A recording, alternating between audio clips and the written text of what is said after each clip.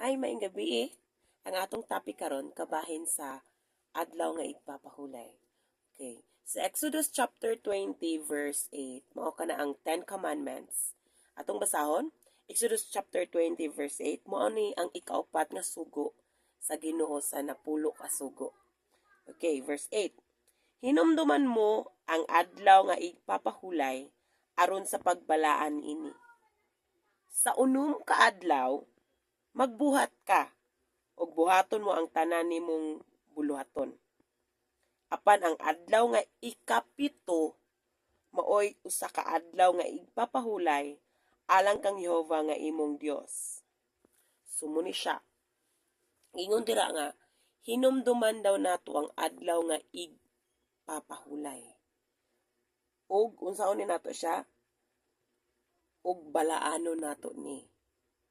Kay sa unom kuno ka adlaw, magtrabaho ta or magbuhat ka. Ug buhaton mo ang tanan nga imong buluhaton. So magtrabaho ta sa atong mga buluhaton sa unom ka adlaw. Apan ang adlaw nga ikapito, may usa ka adlaw nga igpapahulay alang kang Jehova nga imong Dios. So ang adlaw nga ikapito.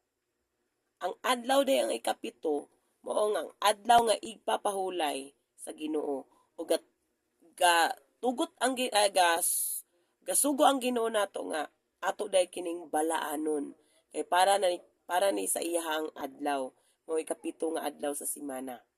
So Exodus chapter 20 verse 8, mao kini ang ikaupat sa napulo ka sugo sa Dios, ikapitong adlaw sa semana.